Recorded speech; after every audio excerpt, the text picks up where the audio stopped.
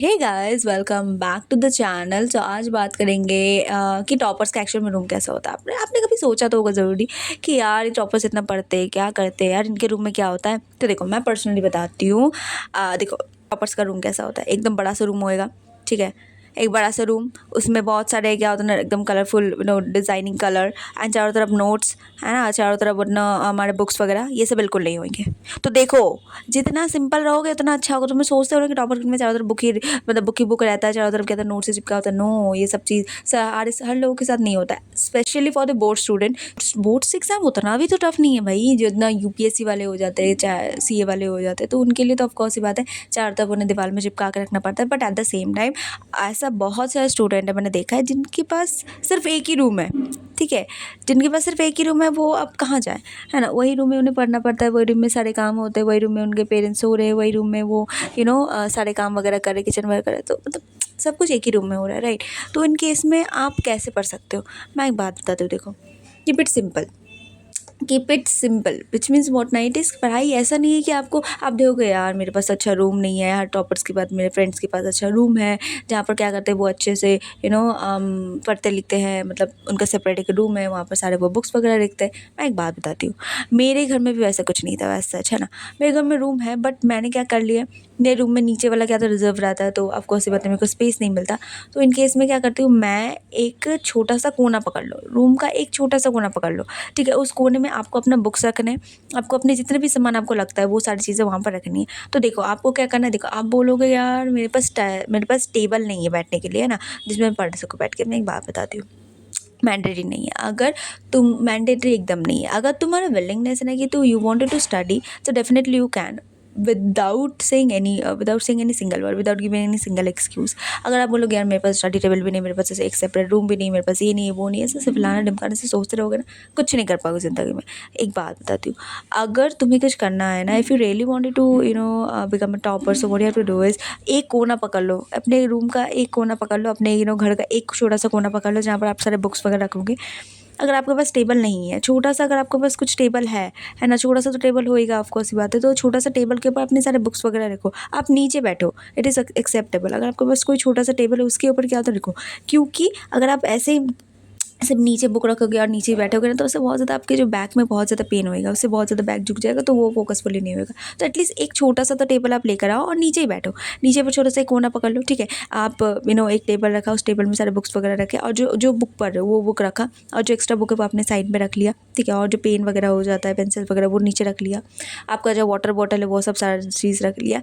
तो उसके बाद क्या होता है ना, वो कोने में पकड़ के आप बस काम करते रहो, राइट। एक प्रॉपर लाइट होना चाहिए, ठीक है। आप एक देखो कि आपका प्रॉपर, आपका आप ऐसा कोना पकड़ो जहाँ पर क्या होता है ना, आपको प्रॉपर लाइट है, सो दैट क्या होता है ना, you can read that properly, so that you can study properly. तो ये सारी चीज़ें तो मैंडेटरी है। अगर तुम्हें विलिंगनेस है ना, तो you can study anywhere if you have the willingness. अगर तुम्हारे पास वो विलिंगनेस ही नहीं है ना, पॉसिबल नहीं। तुम्हें पता है APJ Abdul Kalam sir street light के नीचे पढ़ते थे, तो उनका वो चाह था, उनका वो करने का कुछ एक जुनून था, जिसकी वजह से क्या होता है ना, वो उनको मैटर नहीं करता वो कहाँ पढ़ रहे हैं, पर उन्होंने क्या होता पढ़ के कुछ तो एक किया। डेफिनेटली हम आज उन्हें याद करते, स्टिल याद करते, उनका कॉन्ट्रीब्यूशन बहुत ज़्यादा बड़ा है हमारे कंट्री में, right. So that means what नहीं, तुम्हारा विलिंगनेस है, तुम कहीं भी पढ़ लोगे। पर तुम्हारे पास वो विलिंगनेस है ही नहीं कि तुम्हें कुछ करना है लाइफ में, तो डेफिनेटली पॉसिबल नहीं होएगा। तुम सिर्फ एक्सक्यूज़ ही देते रह जाओगे। तो sir just keep it simple, एक छोटा सा टेबल लो, नीचे बैठो, एक्सेप्टेबल है, वहाँ पर बुक्स वगैरह रखो, और अच्छे से एक कोना पकड़ लो प्रॉपर लाइटिंग वगैरह के साथ, ठीक है। प्रॉपर लाइट आना चाहिए, जिससे क्या होता है ना, अच्छे से पढ़ सको, राइट। तो keep it simple. Then very very important sir, clean desk होना चाहिए। आप जहाँ बैठ रहे हो पढ़ने, वो जो आप जो टेबल के ऊपर रख रहे हो, उसको एकदम अच्छे से क्लीन कर लो, बिकॉज वो बहुत ज़्यादा गंदगी होती है ना, तो वो बहुत ज़्यादा हमें डिस्ट्रैक्ट करती है। तो उसको क्या करना, प्रॉपरली क्लीन करो। इज एन क्लीन करने के बाद then very very important, water bottle रखो ही। आप कुछ भी ना रखो, बट वाटर बॉटल तो रखो ही रखो जब आप पढ़ने बैठ रहे हो, बिकॉज आपको क्या होता है ना, आप 1 से 1.5 घंटा 2 घंटा पढ़ रहे हो, तो इस केस में क्या होता है ना, आपको हाइड्रेटेड रहना बहुत ज़्यादा ज़रूरी है। And for that what you need is water bottle. खाना पीना नहीं रखना है, बिकॉज खाना पीना रखोगे तो डिस्ट्रैक्ट होगा। पर्सनली मैं बोलूँ तो मैं एग्ज़ाम के टाइम में मैं रात को पढ़ती थी ना, तो बहुत ज़्यादा मतलब भूख तो वगैरह लगता ही थी, बट स्टिल मैं खाना पीना नहीं रखती थी, बिकॉज उससे मुझे बहुत ज़्यादा डिस्ट्रैक्शन होता था। मैं क्या करती थी, बिस्किट्स वगैरह होते थे तो वही खाती थी, राइट। तो आप अगर कुछ ऐसा मतलब खाना है, आपका फेवरेट कोई खाना है, जैसे मैगी नूडल्स वगैरह है, वो आपने बना के रख दिया और आपकी नज़र उसी की तरफ है, तो वो चीज़ एकदम नहीं करनी, खाना पीना एकदम नहीं रखना, बिकॉज वो सबसे बड़ा डिस्ट्रैक्टिंग पार्ट होता है, ठीक है।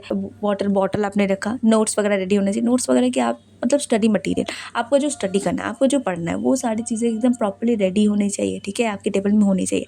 ऐसा नहीं कि आपका टाइम है 11 से लेकर 1 बजे तक आपको पढ़ना है, but at the same time आप क्या करो, 11 बजे पढ़ने बैठ रहे हो, एक 11:30 बजे तक से बुक ही सरिया रहे हो, उसके बाद जाके पढ़ने बैठो। नहीं, आपको 10:30 बजे, पौने 11 बजे तक आपका सारा बुक वगैरह सब कुछ सेट कर लेना, और जैसे ही 11 बजे अपने टेबल पे आके बैठ जाना है, अपने जगह पे आके बैठ जाना, एंड देन स्टार्ट राइट। तो ऐसे करना है आपको, ठीक है। उसके बाद नो डिस्ट्रैक्शन का इधर दूर रखना है। अगर आपके पास है डिस्ट्रैक्शन के, आपके फ़ोन्स वगैरह है ना, डिस्ट्रैक्शन, तो एट द सेम टाइम क्या करो कि आप उस फ़ोन को चेंज कर लो। फ़ोन को चेंज कर लो मतलब क्या होता है ना, आप क्या करो, उस फ़ोन को रख दो दूर कहीं, ठीक है।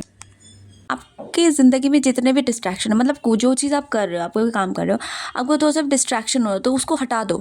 जैसे मेरा डिस्ट्रैक्शन क्या था, मैं खाना पीना नहीं रखती थी, बिकॉज वो मेरे को, मैं बहुत ज़्यादा मतलब खदम्बड़ हूँ एक नंबर का, भूखेड़ी हूँ एक नंबर का। मुझे खाना देखते मतलब लगता है अरे यार कब खाऊँ मैं उसको, है ना। तो ऐसा होता है कि मेरे को डिस्ट्रैक्शन होता है, तो मैंने क्या करा यार, खाना पीना रखना ही नहीं है। मैंने एक बार 2-3 बार देखा कि नहीं, बहुत ज़्यादा डिस्ट्रैक्ट हो जाती हूँ मैं, फोकस ही नहीं रह पाती हूँ। तो उस केस में क्या करती हूँ, मैं खाना पीना हटा ही देती हूँ। तो मेरे लिए तो वो सबसे बड़ा डिस्ट्रैक्शन था।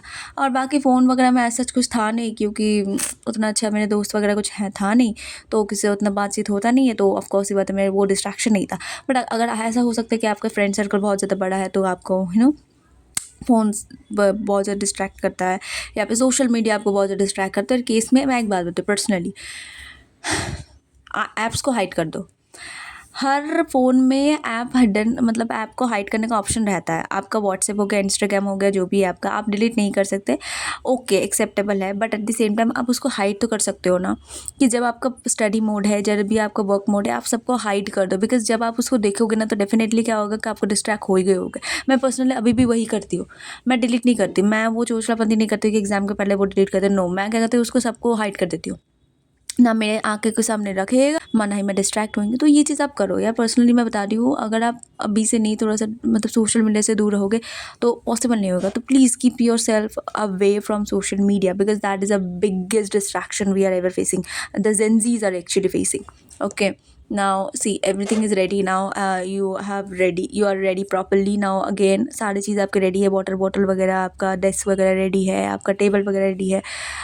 Now it's time to execute your task, कि आपको बैठना है और स्टार्ट कर देना है। टाइम बहुत ज़्यादा इंपॉर्टेंट है, आपको एक क्लॉक रखना है, ठीक है, कि मैंने मतलब आपको क्या होता है ना, घड़ी के ऊपर एकदम नज़र रहना चाहिए, ठीक है, कि 11 बज गया, बस बस पक्का एकदम बैठ जाना है अपने को, है ना। जैसे ही 11 बजे, और मैंने ये टारगेट लिया कि मुझे यहाँ से यहाँ तक ख़त्म करना है, और ये टारगेट जैसे ही ख़त्म हो मैं उड़ जाऊँगा पढ़ के, ठीक है। तो ऐसे चीज़ें आपको करनी है। एंड ऑफकोर्स ही बात है, आपको छोटे छोटे ब्रेक्स वगैरह लेने हैं पढ़ाई के टाइम में, दैट इज़ इंपॉर्टेंट।